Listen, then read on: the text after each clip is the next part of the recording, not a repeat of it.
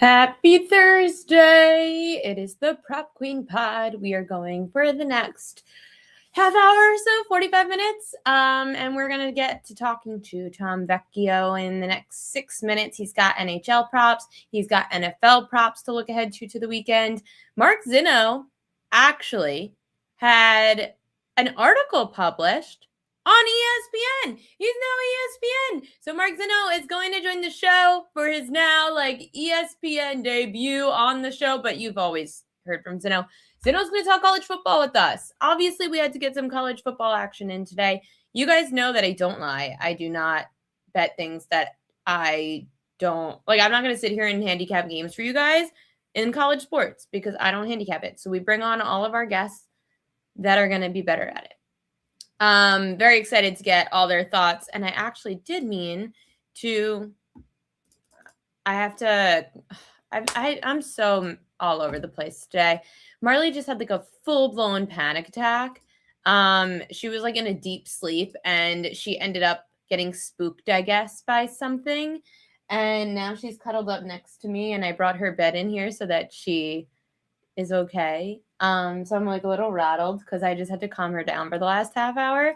So sorry that I'm a little behind and rattled today.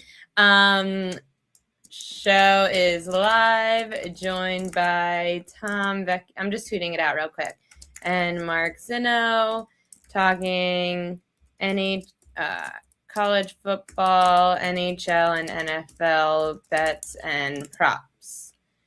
See ya there. Also, some news that's not news. Sorry, I'm seeing what you guys said. Tagline of today. Hope Marley's calmer as well. Thanks, Craigie. I know I need wine. My heart's pounding right now. On Instagram, by the way, on the Prop Queen Sports Instagram, and I'm about to collab with it on Ariel Epstein on Instagram. So if you don't follow me on Instagram, you could follow at Ariel Epstein or Prop Queen Sports. I just released the Prop Queen NFL cheat sheet yesterday. If you are a free subscriber, you saw that it's available for purchase to buy the guide. And premium subscribers get that included, the guide, in their subscription. But I released a free cheat sheet that you can download, and it makes it very simple. It helps shows you guys kind of my prop handicapping, especially for these big slates or these important slates of NFL games, and how we make the big board a little bit smaller. So if you want to check it out on the Instagram at Ariel Epstein or Prop Queen Sports, you comment week 18 below and we will send you a link where you put your email and it'll email it to you. So make sure to check that out to help yourselves. We're going to be joined by Tom in just a few minutes, and he's going to tell us NHL and NFL props. But don't worry, we are going to talk about college football with Mark Zinno at 5:30 p.m. Eastern time. I know we've got the big game tonight in college football, Miami and Ole Miss.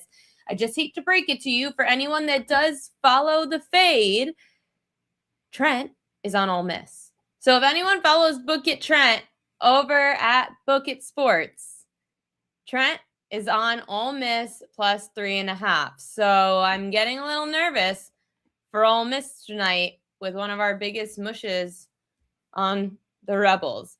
John Ewing from BetMGM posted that Ole Miss was plus 3.5 this morning. Now plus 3. Will Ole Miss win tonight? And then John Ewing said Ole Miss football points scored the last 8 games. Ole Miss has scored at least 30 points in 8 straight games. That's the longest single-season streak in program history. Quan Lacey has moved from minus 170 to minus 210 to score an anytime touchdown. He scored at least 1 touchdown in 8 straight games, has scored a touchdown in 13 and 14 this season. His rushing yard prop actually dropped, though, Quan Lacey. 83.5 rushing yards is now 78.5 with 98% of money on the under. It's a lot of money on the under. The Ole Miss running backs under is the most bet on prop of the player group tonight in Ole Miss and Miami. That's some propaganda right there, but it's crazy how much the line moved on it. Miami minus 3.5 is the most popular college football playoff semifinal bet in regards to the money. And then we've got some more propaganda. I'll get to it a little bit later in the show. BetMGM's John Ewing sent out all the different props that are some of the most bet on props of the board today. Let's see. Someone in the chat asked about a question. What did you say in the chat? Oh, do you think McDaniel should have lost his job? I don't agree. Craig, if John Harbaugh is not their coach, I'll be kind of shocked because it just seems so like what? Out of nowhere that it's not. It seemed like McDaniel was going to have a job a few days ago. Then John Harbaugh gets fired, and all of a sudden McDaniel's fired. So if you haven't seen it, John Harbaugh is very good friends with the owner of the the owner of the Dolphins. He is also friends with a GM that the Dolphins are looking for who used to work in Baltimore. John Harbaugh has to be willing to take a couple of years of getting heat for sucking if he goes to Miami. But he probably gains more control if he goes to Miami and feels like he's in a safer place for himself. As for the New York Football Giants, the other team that everyone thinks John Harbaugh has a chance of going to, they are in a better situation to win faster. The Giants, if they're healthy with Cam Scatterbo and they have a quarterback in Jackson Dart, they've got a defense that has some solid players. The Giants, who covered a lot of spreads this year, we predicted early in the season the Giants are going to be in a lot of games. They're just not going to win them. And that's exactly what happened this season. So John Harbaugh could be in a win now place in the Giants, but at his age, at like 61, 62 years old, wouldn't you rather more front office control than like a Tom Coughlin, right? He goes and ended up leaving the Giants and he gets the role in the front office with the Jags. But John Harbaugh might have the best of both worlds, being the head coach and involved more in that front office with people he trusts, unlike the Maras in New York with the New York Football Giants. Let's bring on our next guest from over at Sports Grid, Tom Vecchio, joining the show. Check him out, Tom_Vecchio1. Tom, you think John Harbaugh's going to Miami? I don't know. There's so much going on. I think it's a decent fit for him. I think the Giants, as you were just mentioning, like the Giants are a really appealing job when you have a quarterback, like you said, you get Cam Scatterbo back, you have Malik Neighbors healthy, Theo Johnson, Wan'Dale Robinson, obviously Slate, and you got to resign some of these guys. They've drafted edge rushers. If you were to tell me that they improve the offensive line and make improvements on defense, like we're not talking about needing a top 5 defense, like that's a pretty desirable spot. So they have a base. It's just about like refining the offensive line, refining the defense. And I think you'd be in a wild card team, not next year, but the year after.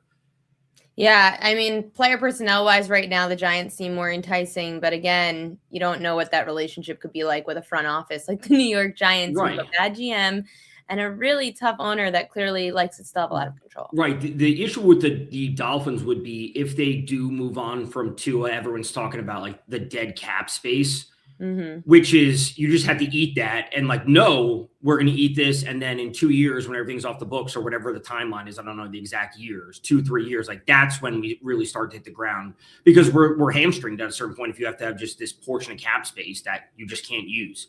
So moving on from McDaniel, moving on from Tua, the absolute right thing. But whoever comes in, like they have to have a little bit of leeway.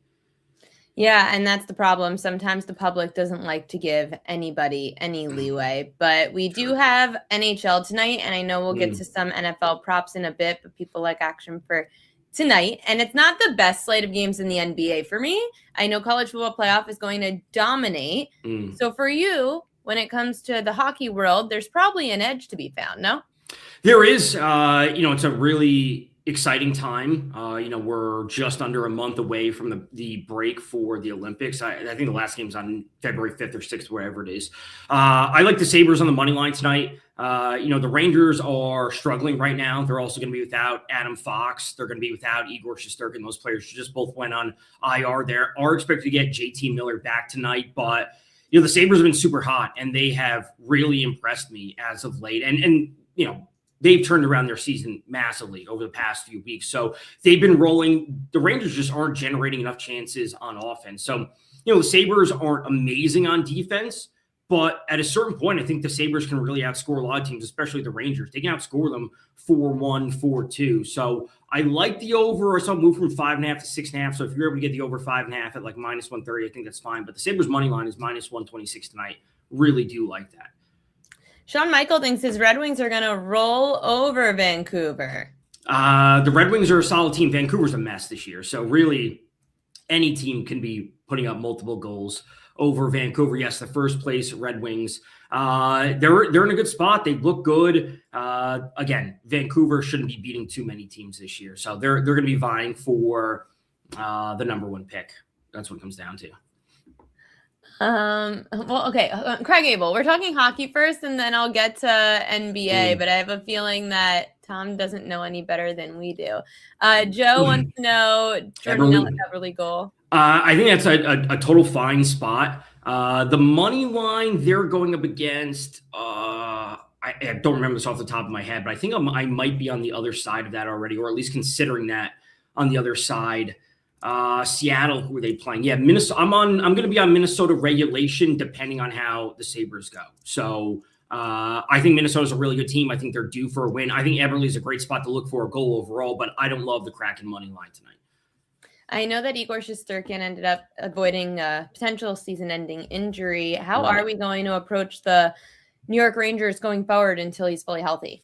I mean, I'm betting against the Rangers every single night I can.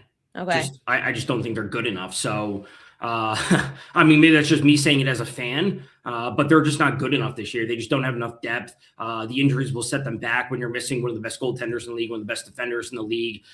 You've never had a fully healthy lineup top to bottom. You just can't be looking to bet on them. And frankly, they take a lot of public money just because they're a bigger name, as any big team is, but look to fade them as many chances as you can get. I know that I spoke to NHL.com's Troy Perlowitz this week, and I said to him, we have this Olympic break coming up, and it's soon. And he said, try to be careful about hockey for the next few weeks as we're approaching the slate. Are you going up there with the same approach, or is it just like a normal day for you? I mean, it's super situational because not only the break, but we also have to, I don't say like couple that with the trade deadline, but there are going to be teams that are going to be knowing heading into the Olympic break that they're going to be trading off a ton of players. Like Nashville is the team that should be trading off a number of players just because they're terrible. And those players have, somewhat enticing contracts to move on. So like if I get the sense that a team's are going to be packing it in, I may look to be on the other side heavily, but it's just going to be very specific spots. There's not going to be no one blanket rule. So I understand the logic, and I would agree with that basically from a top-down view, but there are specific spots that I'm going to be looking to attack. How about the Islanders? Joseph Rodriguez wants to know. Islanders have been playing great. They really have been. They dealt with a few injuries. Palmieri's done for the year, but Schaefer looks great. I believe Sorokin is co-favorite or right up there for Vezina, which is goalie of the year. They've been playing solid. As long as they can get a favorable matchup and stay healthy heading into the playoffs, I think they're a team that can not win the Stanley Cup, but win a round. I think that's where they are, and it's a good season for them. Yeah, absolutely. And glad that they always feel like that tier C team of the New York, New Jersey area. So the Devils suck this year. That's, a lot of teams in the East suck, but. Yeah, those Rangers. I haven't even been to a game yet. It's so sad to watch. NFL playoffs. We've got wildcard weekend coming up. Before we even get to your favorite bets, props, how do you approach the slate differently since it's now the playoffs? Not that much differently, honestly. I don't change anything too dramatic. Obviously, we have to look at things in a different context, knowing that it's like the end of the season sample size is important, but also how teams operate in the playoffs may change. So can I trust what LaFleur does over the course of the entire season? Sure. Am I a little bit hesitant about what Ben Johnson's going to do because it's his first time coaching in playoffs? Yes. So again, there's no blanket rule that I apply to everything. I think we want to lean into what we know and what would have gotten us this far. But to see teams change things is going to be expected because this is do or die. So if a player averages, let's call it 15 rushing attempts per game, in a one-game sample size, it's very realistic that he ends the game with 7 because it's just not working. So he's going to fall dramatically shorter than his average or his projection just because they have to flip the script because something's not working. So they may want to run the ball X team, but if they can't do that, then we're going to see the quarterback fly over his pass attempts because they need to. It's not their game plan. That's not what they've done the entire season. But in-game betting in the playoffs can, I think, be really beneficial because teams need to do certain things. Sean Michael's going to be happy with this. He says Packers beat the Bears 27-6. You're on the same page that you like the Packers, and you're not even going to bet the spread. You're just taking them straight up on the money line. Yeah, Packers money line. When we look at some of the numbers, especially for the Chicago defense, a lot of their production has been, for them, a good portion of the season has been buoyed by their turnover differential. Like, that's how they've been propped up. Being so good. It's like you give up an 80-yard drive and then you happen to pick off the quarterback in the end zone. It's like, well, turnovers are a variable and they're kind of like noisy at the end of the day. So you give up a ton of yards and then it's like, oh, you force a turnover. It's like, okay, that's great. But those turnovers at that rate aren't sustainable. And we've seen that drop off as the season has gone on. And yes, the Green Bay offense didn't look amazing to end the season, but they are coming off a full rest. And, when we look at the Bears as they were home favorites last week. I forget what the number was against Detroit, but if you're struggling to put up points against Detroit when the Bears have something to play for, what are we going to see against the Packers defense, which by far, of course, is not as healthy as it was earlier in the season, but it's still a veteran defense. It's still a defense that has playoff experience. So I like the Packers to win. I just think that they're the better team top to bottom. I expect the offense to be there. A lot of people are talking about the weather in this game. It's not going to be a snow game. It's the wind will be the most important thing. It's not going to be a heavy precipitation game. And yeah, as Sean Michael is saying, the Bears are frauds. I've said this for a couple months at this point, especially once they got on the win streak that they ended the season on. Kind of, I just think they're a year early. Like, it's a great turnaround. Williams looks great. Ben Johnson looks great. I think they're a year earlier in their development. Like, next year they'll be a true contender. I'm loving because a lot of smart people I know like the Packers. So I just checked the DraftKings lines. I wanted to make sure that we weren't all being so public. And I don't mean this bad because I love the Packers this week. So that's why I was nervous. I checked the DraftKings lines. The public is all on the Bears, +1.5. Bears money line. They want the plus money. And I'm sure the Bears are going to be a very nice teasable option for people at +1.5. That's true. It's fair. A home team that's a high seed getting points in the playoffs. It's like March Madness. Sometimes it doesn't make sense, but I think that also should tell us enough about how good the Packers are or how fraudulent the Bears are to an extent. Like, it's not just one or the other. It's like it's a combination of both things happening at the same time. If the Bears were hosting the 49ers, it would be a different story. Like, the line would be favored in the Bears. The 49ers would still take some public money, but I'd still see the Bears as maybe a 2-point favorite. I just, because everyone's not high on the 49ers. It's like, we know what we get from the Packers and the Bears are frauds at the same time. I don't trust the Bears. I know that Green Bay just went in there and lost, but the Bears, to me, their defense scares me to trust at all. And as much as it's an enticing teaser because it's a divisional matchup and divisional matchups in the playoffs can be tough, the Packers have the better defense, even without Micah Parsons. The Packers could put pressure on Caleb Williams. And I don't trust Caleb Williams to not throw a pick in the end zone to close the game out. It's true. Like, looking at like just basic DVOA numbers for both these teams, offense, defense, like things are pretty heavily in favor of the Green Bay offense. And that's what I expect to kind of power them to the win. 24-17, 21-17 is kind of where I'm feeling it in favor of the Packers. So they'll win if they win, they cover. It's only a point or whatever. But I don't expect this to be 21-20. That'd be a crazy outcome. How much do you consider inexperienced playoff quarterback versus experienced playoff quarterback? A good amount. I said it on some shows earlier today throughout the week. I think the Chargers are very live this year, or like this week, I should say. Herbert's looked terrible in the playoffs. 3-4 picks last year versus Houston. And granted, he didn't collapse when they lost to the Jags 4 years ago, whenever that was. Like, obviously, the defense. So his playoff record is horrible. Like, there's no doubt about it. But he has playoff experience. It's not good, but at least he has it compared to Drake May. And, right. What we saw from the Chargers last year, hopefully they just improve on that. I'm hoping so, too, because these are two – I'm curious. It's been a year where everyone's talking about the Bears are frauds, the Patriots are frauds, maybe the Broncos are frauds. And yet here are the Broncos with the 1 seed. Here are the Patriots with the top seed. Here are the Bears with the top seed. Are they both, the Patriots and the Bears, going to get upset this week? I feel like we're going to go 1-1.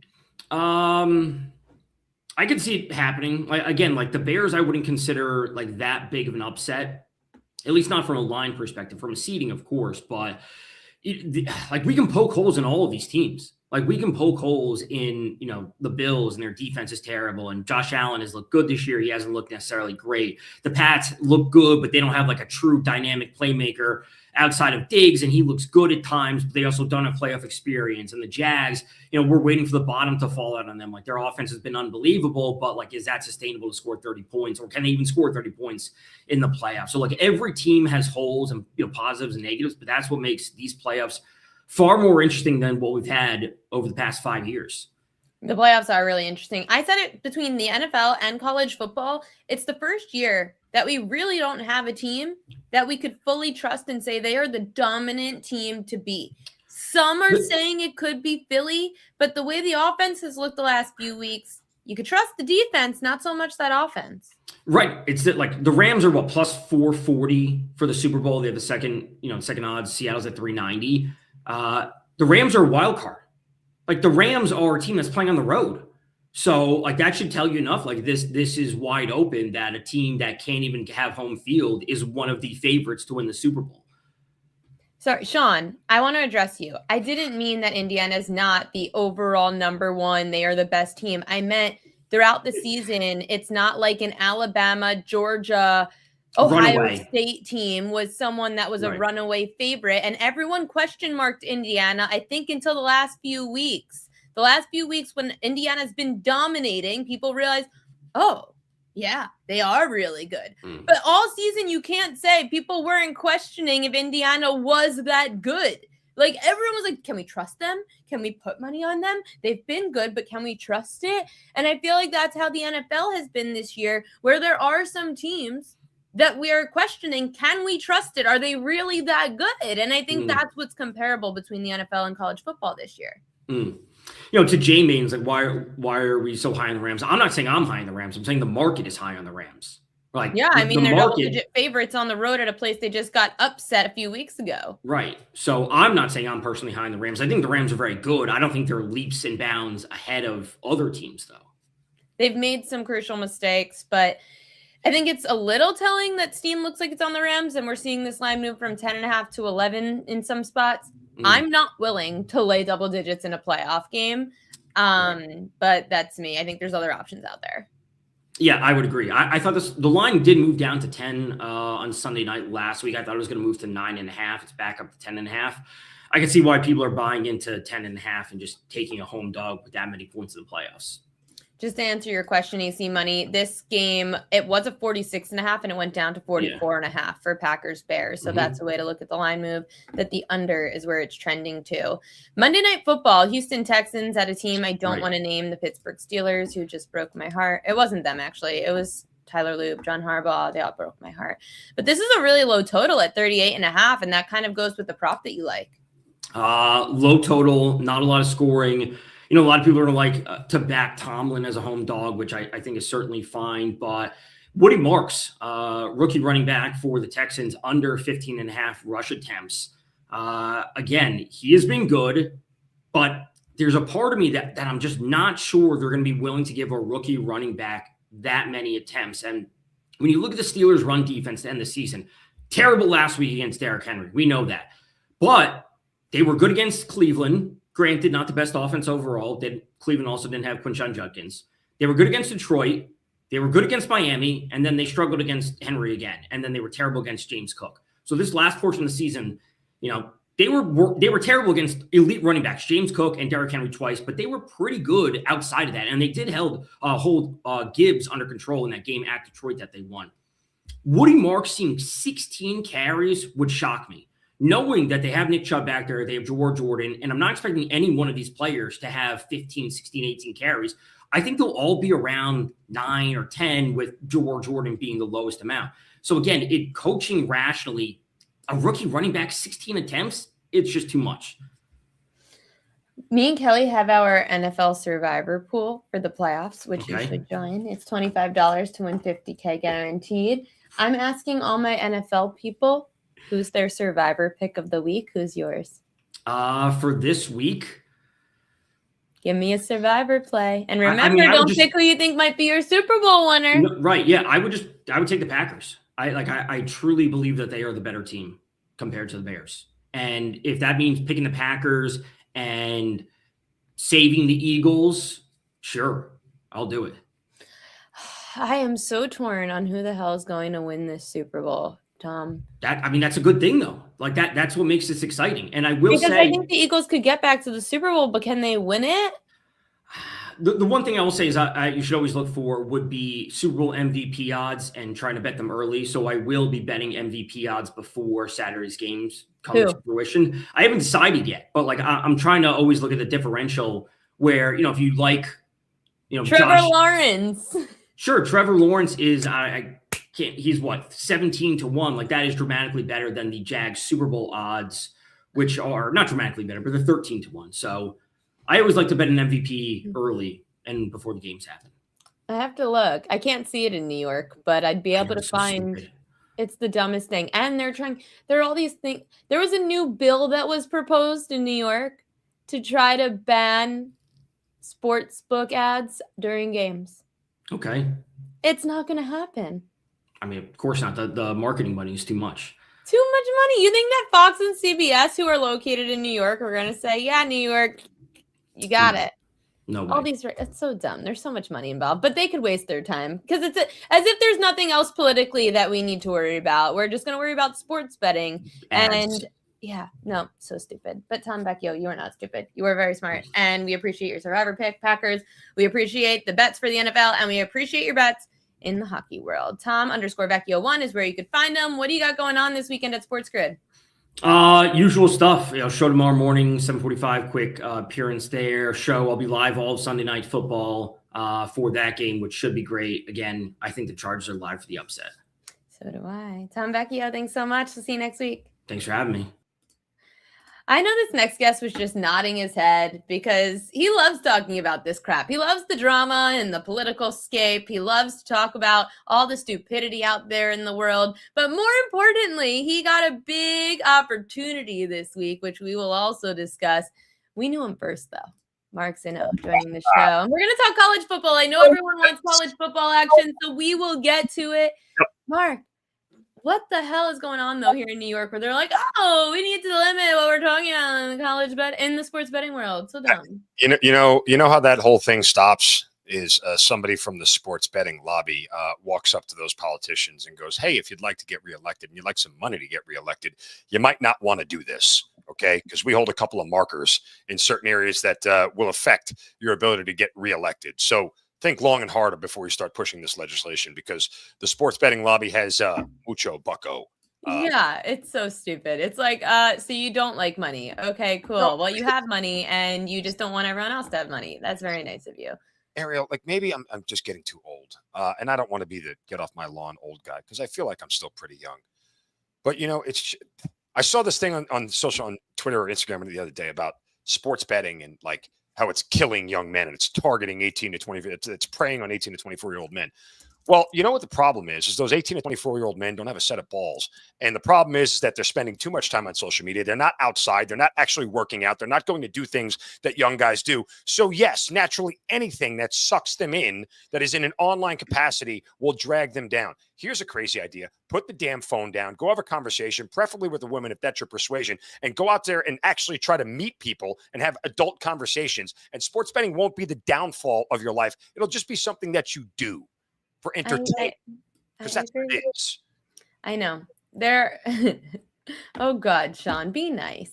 I agree. I think that people are on their phones way too much. I love getting out with Marley. That's what the best part of my day is taking our little walks and we get some fresh air and off the computer and off of our phone. Yeah. But people should go to the computer because we have this. Well, Mark Zinno published on ESPN.com. Congratulations, Mark. Thank you. I just actually got notification from my second column coming out next week. Are you only doing college hoops for them? Are you doing college football too? Well, let's see. Let's keep our fingers crossed that all this blossoms into something down the road. But we're starting with college hoops, which is kind of like one of my specialties. And, it was asked to write a column on, 3 futures bets that I like. So you can see it there. Go to ESPN.com under the sports betting page. There's also a link in my Twitter and Instagram and everything else. So appreciate you guys going to check it out. It was great. It was a lot of fun to do. I had some good editing help and support from our friend Pam, who also writes for ESPN.com. So it's been a really interesting experience. Give us one little blurb from this, and then we'll get into college football. Well, I'll tell you the 3 that I picked were Arizona, as you can see there, Gonzaga, and Michigan State. Here's what's interesting about Gonzaga. For all the times that Mark Few and that team that have come up short, amassing almost 800 wins, this is the deepest team and the most experienced team in the country. Ariel, their rotation goes 9 deep of guys who play at least 17 minutes a game. Like, that is unheard of. So, like, when they're pulling starters out, guess what? The next 5 guys coming in all still play. They all still score. And this is a Gonzaga team that is the 3rd most experienced team in the country in terms of returning minutes played. That's going to matter in March. It really is. Like, for all the years that they came up short, this whole team has been through the rigors of March several times before. That kind of stuff matters. And they're going to have a good path because they're going to win the West Coast Conference, which is one of the top 10 conferences in the country, and possibly be a 2 or 3 seed, maybe even a 1 seed, depending on how things go with everybody else. But Gonzaga is a real live bet here at better than 10-1 to win the whole thing. Let's dive into college football. College football, I just saw some breaking news reported by your employer, ESPN. Yeah. They did say, and Miami defensive back Tamari Brown will not play against Ole Miss tonight in the semifinals. How does that impact any way you looked at the game? He hasn't played since late November, so I don't know if that it makes too much of a change. I mean, obviously he's a good player, but this game right here for me, Ariel, it's like, I'm a big game script handicapper, and here's the problem for me. Miami can win an under game. Miami can still win an over game. Ole Miss cannot win an under game. They're not going to. If their offense isn't scoring, they're not going to win. And that's the problem for me here. The problem, too, is that their defense, when you look at the analytics, compared to everybody else, all 12, forget James Madison and Tulane, but the other 10 teams or the other 9 teams, Ole Miss's defense is by far the worst. And I don't think that Ole Miss has seen a defense to this caliber in the SEC of what Miami is, particularly up front. Furthermore, I don't think Miami's seen a defense as weak as Ole Miss's. So there's a lot of advantages here for Miami. And here's the way I did this. Look, I think it's back down to a flat 3 right now. I missed the 3 earlier in the week. I went to 3.5, and I went to a different market, and I'm kind of settled on it. I would still play Miami -3. But I went with Miami's team total, and I went over 26.5. I know it's at 27.5. I was willing to pay a little extra juice to get to 26.5 just because I think 27 is a more favorable number. It's not going to land on 26 unless something quirky happens, a safety or something like that. But because I just don't see how Ole Miss's defense is going to stop them. I think for all of Carson Beck, who's looked so pedestrian in the last 2 weeks against a very good A&M defense and an even better Ohio State defense, this will be a chance for them to open it back up in the passing game with Carson Beck. And I don't know that they're going to be able to stop Miami on the ground. Now, if this thing turns into a shootout, right, I give Ole Miss a coin flip chance, the same way they did against Georgia. But I would argue Miami's defense is better against Georgia, better than Georgia's is. So they may be able to get some more stops here. Trinidad Chambliss, here's the other part. Can't run on Miami, right? A&M only had 60 yards rushing, and Ohio State had like 24 yards rushing. So you can't run on them because their defensive front is so good. So you're asking Trinidad Chambliss to win it, which seems like, we trust him. He's a dynamic quarterback and everything else. However, his completion percentage against AP top 25 teams is just 55%. So now what? I don't have a good sample size that he can throw against competent defenses. And so now he's going to do it all with his legs. If they get behind, I'm very worried about their ability to play catch up against this particular defense. Mm-hmm. Gets after the quarterback well. So the game script for Miami here is get a touchdown lead early, put pressure on Miami to throw the ball, rely on Carson Beck to be not good because I don't think he is that good. I think he's actually pretty average. And hope that he makes some mistakes and turns the ball over, similar to what he did against Louisville, right? Like that's the game script right there. You force Carson Beck to throw, get him to make mistakes, get the ball back, continue to put pressure on them, even if it's with field goals. And that's the other thing too. Like coaching is going to matter here. Lane Kiffin likely would never kick the field goal in certain spots. I think Pete Golding will, and I think he should. I don't think you should pass up points against this team because I don't know how many opportunities you're going to have against them. Because if you come up empty, guess what? And they go down the field and score on your sort of subpar defense, now you're in an even worse position. I'd rather just them play conservative, take the points, and if you're betting Ole Miss, hope that they take the points and keep this thing within a score the whole way, and maybe you get lucky at the end. But bottom line here is my bet is Miami's team total over 26.5. Team total over. Okay. I was going to say when it comes to the spread, I'm a little worried. Book it Trent, for anyone that does like the Rebels. Ole Miss, I Book saw. it Trent is on Ole Miss. I told you, if Miami's a flat 3, I'd live with a push. Okay. I think there's some flat 3s out there. If Miami's I'd live with the push. But, there is a world where this game gets away from Ole Miss pretty quick. Like, if I'm Miami, here's what I'm doing on my first drive, just for a goof, right? If I'm Mario Cristobal, I am using play action or dropping back to pass and taking some shots early. Let's see if they're ready for us to throw the ball because they think we're going to run. And if we can get them early and get down the field on them quick, they're going to be backpedaling the entire first half until they have time to make adjustments. And if not, I can go back to my run game on the second drive and try to, grind them down that way, the same way we did with A&M, the same way we did with Ohio State, and go back to your bread and butter. But I would try maybe on the first drive or two, if I'm Miami, to take some shots down the field, see if we can get something to break, a blown coverage or something they're not ready for, and boom, get a quick strike. And if you get Ole Miss back early, guess what? Then it's pin your ears back time and go because Trinidad Jamlis is going to be throwing. Look, Lacey's not going to – I don't think he's – if he has a big day, I'd be surprised. I really would. You can't Well, a lot of people feel that way. I was reading this at the top of the show. BetMGM's John Ewing posted one of the most bet on props, 98% of money is on the under for Lacey's rushing yards prop. And in fact, it's dropped by about 6 yards. That means he's going to go over. Which it's scary. It's what we always love, isn't it? So yeah, no, look, I get it. And I understand why, but two very competent running offenses in A&M and Ohio State didn't have any success against them. Look, Miami is the best team in the trenches. Look, I talked to a draft scout on ESPN last night named Dime Driver. Oh, official. To a draft scout, right? And I asked them of the 4 teams that are left in this thing, if you were going to start drafting NFL talent, quarterbacks aside, because they're different breeds, right? Where would you start? It's Miami's offensive line, Miami's defensive line. They are the best team in the trenches. They've been the best team in the trenches on both sides this entire tournament. I thought Texas Tech had the best front 7 in the tournament. Again, we're excluding JMU and Tulane. They don't count.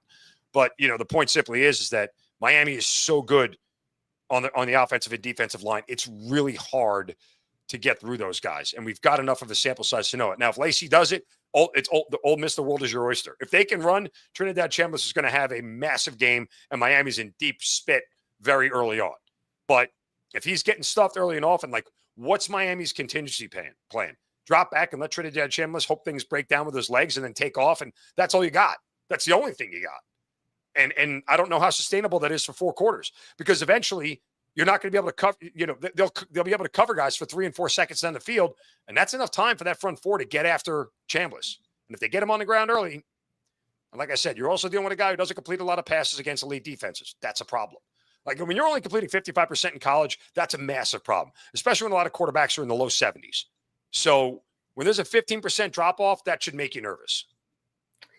For a player prop, you mentioned something that potentially could go under, but what's a player? I wouldn't say you don't have to list an exact prop. I didn't ask you in advance, but who's a player that you could see achieving or overachieving tonight that maybe could be worth a look for people on the overs? I think Carson Beck's passing yards prop. It's been so depressed after the last 2 games. I don't know where it is right now. Double check it for me. But I tell you, if it's anything under 200, I would go over. Because, he had 130 in the game against A&M. I think he had 108 or whatever it was against Ohio State. Part of that was because they had such success running the football that they weren't going to get away from it. And, there was a sense from a game script like Miami knew that they had him, right? They knew that their defense was holding these guys. They're not scoring against us. So let's just choke them out and slow this game down and not do anything too crazy and too stupid and make them beat us on the offensive side of the ball, and they weren't able to do it. 224.5. Yes, that's a high number, but Ariel, I'd still give it a whirl. And I think odds makers realize against this defense, he's going to have time and room to throw. That's where I would go. I think Carson Beck is live to go over that number. And I'm telling you, call it a funny feeling. They may take some shots early, and they may take some shots down the field in the game. And all he's got to do is complete one of those 60-yard touchdown passes, and he's going to go over that number. Let's go to tomorrow. Okay. Oregon, Indiana laying that short number of 3.5. And you would think Indiana should be favored by more by the way the public's betting it, because I've seen like 80% of action coming in on Indiana. The chat loves Indiana. Is Indiana going to like prove the sports books wrong? Well, Ariel, you know this as well as I do. This was at 4.5. And damn it, That's fishy. I missed it. Right? Fishy line. It's coming in on Indiana. Where does the line move? Other Fishy direction. line. Now, I've been on record. Listen, I liked Oregon a lot plus 4.5. It went to 3.5, and now I'm what you call a scared. I'm a little scared to bet the 3.5 because just 4.5 felt better. Like it just got me outside. Even though college doesn't really have key numbers, key totals the way the NFL does. I got very uncomfortable when it went to 3.5. I'm like, shoot, I really wanted that 4.5. That said, even at 4.5, I was willing to sprinkle a little on Oregon money line. I think it's a definitive half a unit type thing. Half a unit on Oregon plus the points, half a unit on Oregon money line. Nobody should be surprised if Oregon wins this game. I get how good Indiana. Shawn Michael would be. Well, Sean hates me. He every time I come on, he's like Jim Carrey in Bruce Almighty on the keyboard. Love you, Sean. But like, I don't think it should surprise anybody. Number one, both of these coaches are supremely good, right? Both of these coaches are the guys who would rip their own mother's heart out to win a football game. Like, I truly believe that about both of them. They are maniacal. And I think Lanning getting another crack. Now, remember, Oregon had a lead against Indiana in that game at Autzen Stadium. So if you kind of believe in the theory that, hey, you give them a second crack at it, they'll get it right. I don't think the gap is as big as other people think it is between these two teams, right? And there is a sense, Ariel, that we are overvaluing Indiana's win over Alabama, who was leaking oil for the better part of 5 weeks heading into the playoffs, right? We saw what Alabama did to Oklahoma. And again, I'll go back and say that was more of an indictment of what Oklahoma is. And I told this people outside of JMU and Tulane, Oklahoma was the weakest team in this tournament. And in reality, they should have been left out. Notre Dame should have been, and Miami both should have been in. Because when you look at like power rankings and what odds makers look at, Oklahoma was way down the list.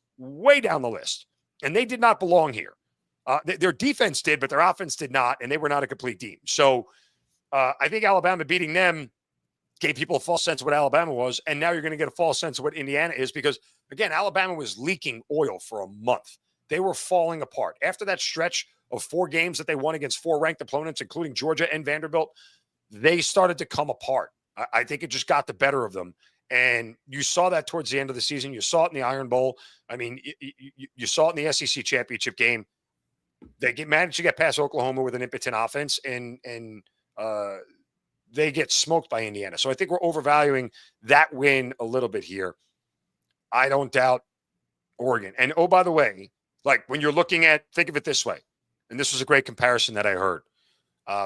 This is Bryce Young and C.J. Stroud all over again, right? 1 and 2, Mendoza and Moore. If Moore has a C.J. Stroud type game like C.J. Stroud did against Georgia in the national semifinal, a game that I was at, by the way. I was actually at that game. And that was the day that, like, I'm not a draft analyst by any stretch, but when I watched that game live, I said, that's the number 1 quarterback in the draft. I thought C.J. Stroud should have been picked number 1 right after that game. I think Dante Moore can have that type of game. And if he does and goes blow for blow with Indiana, even if he loses on a field goal, right? Boom. You know, there will be conversations about him being the number 1 overall pick. So there's a lot on the line here for Oregon. I think they can win the game. I do. I know everybody, a lot of people I respect are on Indiana, but a lot of people I respect are also on Oregon. So I'm going to ride with the Ducks here. I'll take the 3.5. I might try to find an alternate market, but the total, I really don't know. There's a dozen game scripts here that I can put to the 6. I can put to the over, 6. I can put to the under, right? Like I don't have a real good feel on it, but I'm willing to ride with Oregon here and take the points. Oof. Yeah, you might entice me with that fishy line, moving against the public. I always love that. You mentioned 2 quarterbacks that are in the NFL playoffs this weekend. C.J. Stroud playing Monday night, Bryce Young playing for the Panthers on Saturday. Anything that stand out to you on the NFL playoff board? Yeah, I'll tell you this, and I'll disagree with Tom when he used the word upset. In this year's playoffs, there is no such thing as an upset. Nobody should be shocked by any team beating anybody else. There is no great team. There is no standout team. And nobody should be surprised. Why would you be surprised that the Panthers beat the Rams? They already did it already. Why would you be shocked by it? I guess because they would have to do it twice. Okay, but that doesn't mean you should be surprised. It literally is something that already happened. Like, okay. I mean, so it's funny because there are so many games on this slate this weekend that I would be surprised, but I'm expecting it to happen. For example, the Jacksonville Jaguars. I'm expecting them to put up a fight. I think they match up really well with the Bills. I would not be surprised. Sorry, I didn't mean to say that. I am expecting the Jaguars to potentially win this game, but it would still surprise me to watch the Bills go down to the Jaguars in the first round of the playoffs. Like, you see what I'm saying? Well, from a fan perspective, I'd be surprised. Sure. From a betting perspective, I have different thoughts. The problem is the Bills' defense is like a bad diaper. It's a little leaky. Okay. I'll run down the board here real quick for you. I don't know how much time we have, but I'll run down the board real quick. So Panthers and Rams. You think it's too many points? The best I can cover this Rams team total over 29.5. Like, even in the game that they lost, they had a chance to kick the game tying field goal with under 2 minutes left, and they fumbled the ball like on the Panthers 22-yard line. Yes, there's a script where they win this thing 27-10, and the game slows down because they're in a lead and they just grind it out. I could see that, but if the Rams don't score 30, how do they cover the number? Like, the only way they do it is 26. That means Carolina. So either Carolina's team total under. And in the first matchup, by the way, I played the Panthers team total over, and it cashed in the second quarter. Well, I had the Panthers that game because it was a very bad spot for the Rams that week, or whatever it was, and it was bad weather and everything else. But it was a pick six early on that gave me a free 7 points, and so the Rams team total of 16.5 cashed in the second quarter. But now I would go Panthers team total under 19.5 or Rams team total over 29.5 because, again, it's hard to cover a 10.5 point spread without getting a 30 here. Like, it's just, so instead of worrying about the back door where it becomes, 31-24 when it was 31-17, right? Like, I'll just live with the 30 and go with it. So there's there. Packers is one of my best bets of the weekend. Can we be done with this Fugazi Bears team, please? They're the most fraudulent team in the playoffs, probably in the last 25 years of my life. Like, honestly, so tired. I'm so excited to watch the Packers dispose of this fraudulentness. The Bears are in the playoffs because the Raiders, the Commanders, the Giants, and the Bengals gifted them wins. The four worst teams in the league said, here you go. We suck. Have a win. And oh, by the way, that plus 22 turnover differential that they had in the regular season will not repeat itself in the postseason because guess what? All these teams are good. They're at least better than the Commanders, Raiders, Giants, and Bengals. So that turnover luck that you had for 17 games, that doesn't happen in the postseason. Might happen once. It ain't happening more than once. So even if the Bears get past this, guess what? I'm doubling down and hammering whoever's playing the Bears next week. So there's that. Don't you love it when I come on? I love that. That was probably your best one yet. All right, what's next? Let me get the games here. Sorry, I forgot. We've got Jags Bills. Jacksonville. Okay, I have a man crush on Josh Allen. And I'm not even a closet Bills fan. I mean, Giants fan since they're absolute embarrassment to everything football, I adopted the Bills because I have a huge man crush on Josh Allen, so I really want him to win. That said, as I said, the Bills defense a little leaky, so I went Jaguars team total over 26.5. There's a world where nobody stopped the Jaguars from scoring 30 in the last 5 weeks. So until somebody does it, I'm willing to play on it that it's going to happen again. And I don't think the Bills defense is good enough without the Jaguars making mistakes to stop them from getting to 27. But there's a world where if the Bills can score 35 against the Patriots on the road, they certainly can score 35 against the Jaguars. So, I'm not that much of a public sucker that I want to bet the over here. But, does 35-31 surprise you in any way by either team winning? So it's like a little bit of an emotional hedge that, hey, if the Jaguars don't get over here, guess what? The Bills are definitively winning. I don't have a game script where the Jaguars win 24-23. I don't have that game script here. Like that's not the way either one of these teams are made. Both defenses have holes that can be exposed. Yes, Swiss cheese, as you say. So there we go. Philadelphia, San Francisco. Eagles. This is kind of like one of my favorite sneaky bets of the week. You ready for this? Mm-hmm. Mario, what do the Niners' 5 losses have in common? You might not know, but I'm going to tell you. Tell me. Right? The Niners, all 5 losses, they've trailed at halftime. Nick Sirianni is 36-3 in the regular season when leading at halftime. Give me the Niners plus 3.5 in the first half here. Because here's the thing, right? The Niners defense also leaky. Eagles offense. If the Eagles offense is going to have a get right spot against a bad defense, it's not going to wait till the third quarter to happen. It's happening early and often. And I don't think the Niners are an offense that's built to play catch up on the regular. They don't have the athletes to do it. If it's not Christian McCaffrey breaking a 70-yard run, there's no quick strike in this offense. None. So, I mean, Deebo Samuel's gone, right? Their best athletes are off the field. So if the Niners aren't within a field goal, tied or leading at half, they ain't winning the second half, right? And the fact that this spread was 4.5, when it started at 3.5, went to 4.5, and the halftime spread was still 3.5. Like if I had 2.5 with the Eagles, I go, okay, let me think about the Eagles in the first half leading by a field goal. But when I saw 3.5, I said, nope, Niners plus 3.5 first half. Let me get the hell out of Dodge, and I don't care about the second half.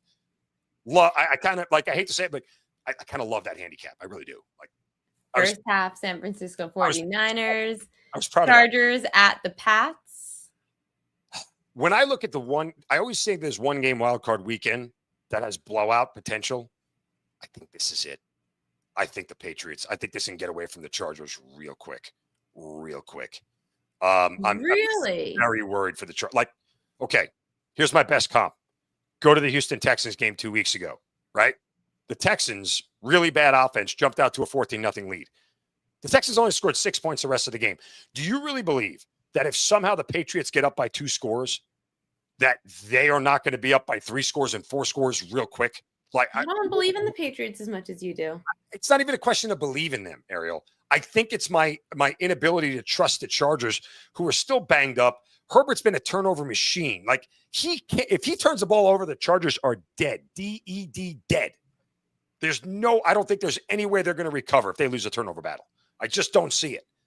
You can't run on the Patriots, so it's all on Herbert to do it. And at some point, he does like to throw. Herbert to throw an interception is an easy prop. If it's more than minus 140, I wouldn't touch it. But Herbert sure to throw an interception is where I would go.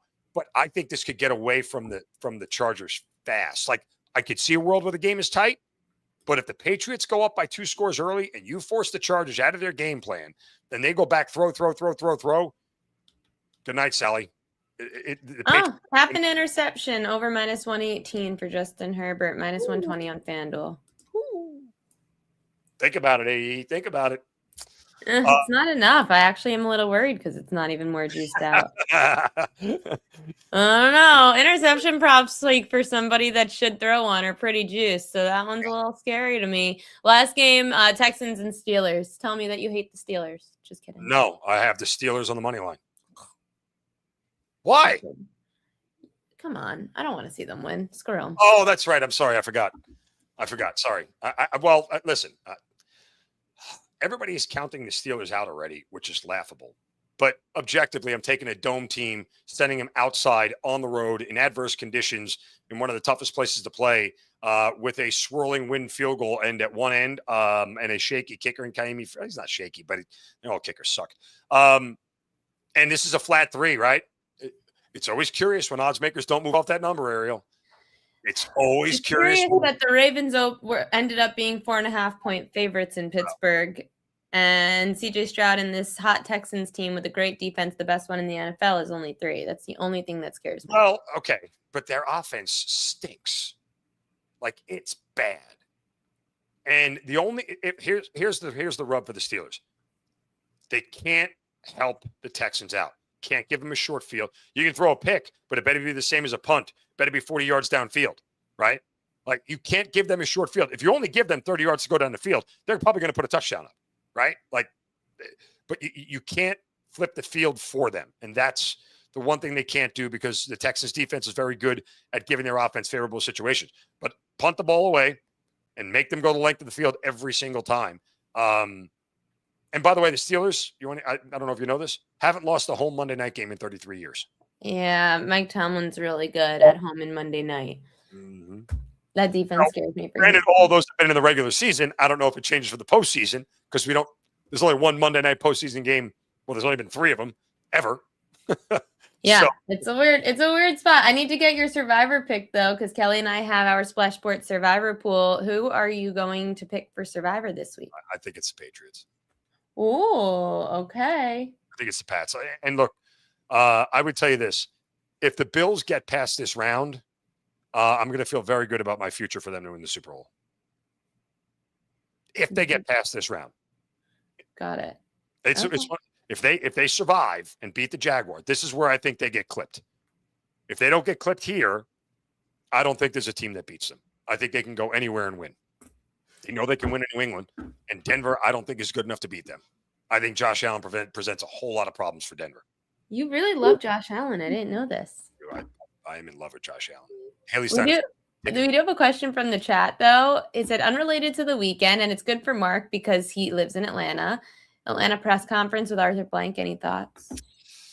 Yeah, I mean, look, he didn't really tell us too much. There were 2 search firms hired to evaluate, and they had a search firm come in to evaluate the state of the team and the football operation and everything else. And what Arthur Blank is doing for the first time is he's putting another layer, sort of a bureaucracy between him and the GM with somebody who they're going to hire as the president of football operations. I think that it's probably smart, but in reality, if the buck still stops with the owner, which it usually does, and that's the owner's right and prerogative to have the buck stop with them, I don't know how much is going to change. If you're going to bring in a president of football operations and then tell them that, well, I don't like what you're doing here, I'm going to do what I want to do, a la the Cowboys and other organizations, then why bring them in? So we don't really know how that's all going to work out yet. But,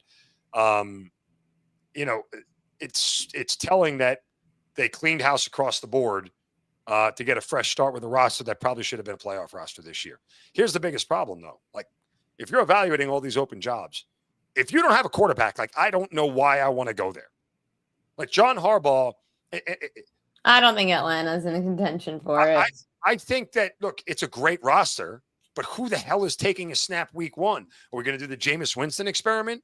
I mean, the Falcons just restructured Kirk Cousins' contract to set it up to cut him with a post-June 1st designation. And so, I'd be surprised if he's back. Penix likely isn't going to be ready week 1, and you don't even know if he's the answer yet. So, what? You don't have a first-round pick. Like, what are we doing?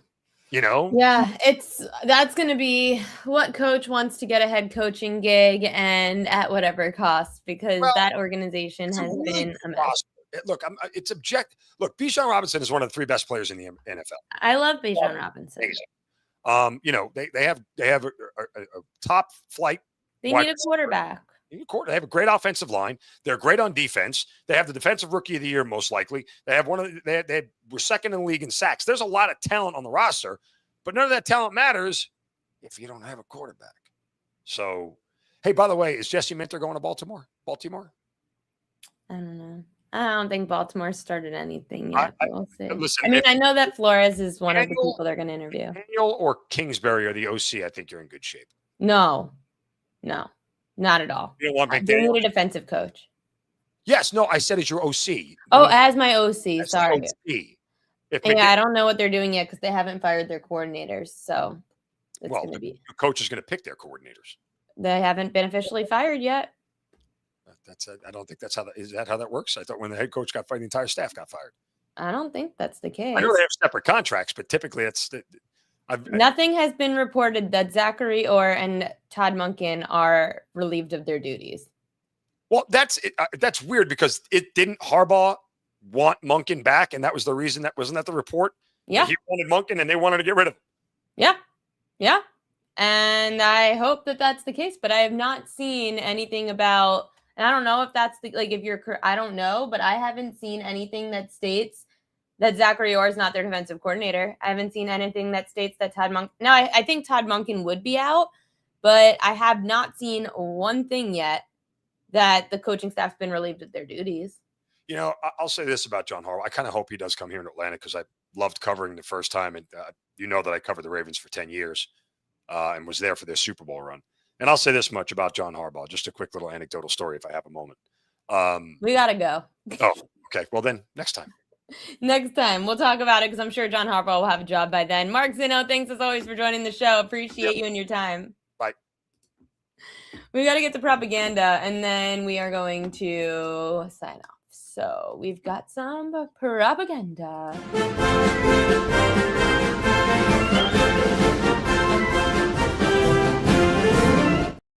He's the most bet on props tonight for college football playoff game. Oh, no, that's Indiana, Oregon. Damn it. Come on, John Ewing. Where are you? There we go. I took the wrong screenshots. Wrong game. That's for tomorrow, to which we will share it tomorrow. We're going to have a Major Matt on the show tomorrow, too, and we'll talk college football. These are the most bet on player props for Miami and Ole Miss tonight. Quan Lacey under 78.5 rushing yards. Daquan Wright over his receiving yards. Mark Fletcher Jr. over 88.5 rushing yards. Trinidad Chambliss over his rushing yards. Malachi Toney under his receiving yards. And then the most bet on players to score an anytime touchdown. Trinidad Chambliss, Malachi Toney, Quan Lacey, Mark Fletcher Jr., and Carson Beck to score anytime TDs. So if you like to fade the public, this is where you would fade. And if you like to back the public, then good luck. Speaking of the public, just remember, Book It Trent from Book It HQ is on the Ole Miss Rebels. So tread lightly. I don't have NBA tonight. There's only like 4 games on the slate and it includes like a back-to-back. So I focused a lot on this cheat sheet that I gave out today, and you can check it out I'll put it in the chat actually. Do I have a picture of it? Nope. Hold on 1 second. Let me take a picture of it so that you can see the cheat sheet. Oh no. Hold on 1 second. Damn it. I'm having technical difficulties. Okay. So the NFL wildcard cheat sheet is now live. And I'll show you an example of what you could get from the cheat sheet. It's just super simple. And then I'll drop the link in here. Oh, I can show PDFs.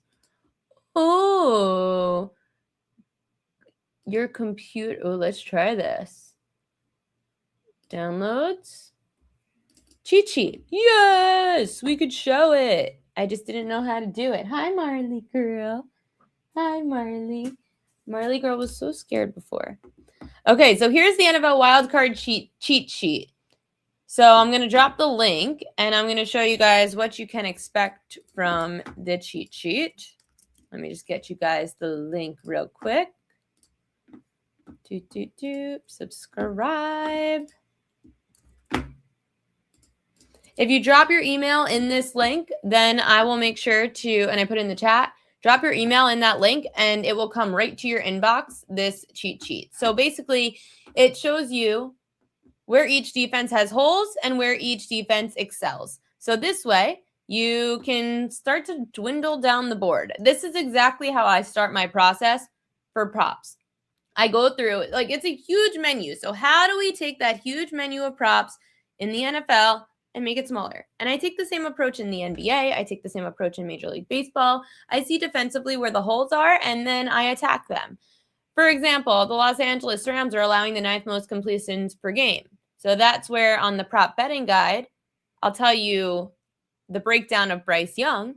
But if you want to just do it yourself, you could use the cheat sheet. It's totally free. Just type your email in. But if you're already a subscriber, you have this in your inbox. But if you don't subscribe to the Prop Queen newsletter, then just type your email in and I will send you that cheat sheet right away.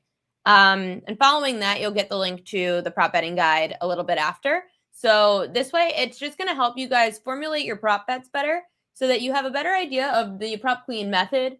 The Prop Queen method is super helpful for not only narrowing down the board, but for also finding better edges. And that's exactly what we're here to do. I know a lot of people have these real jobs and they have a lot of work on their slate.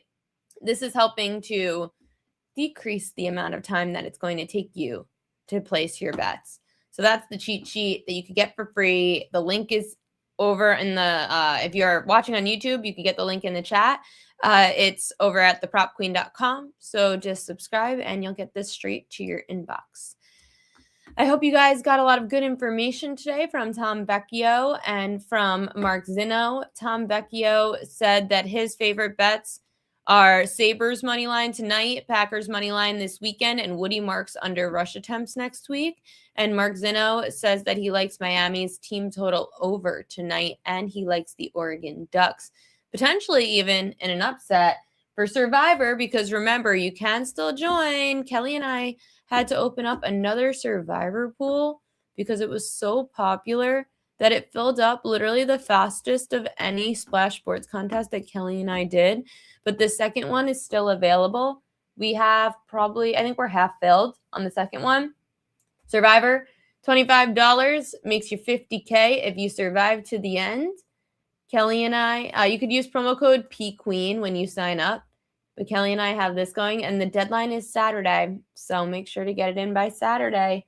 So far, Jared Block likes Houston, Tom likes the Packers, Mark likes the Patriots as their Survivor picks of the week.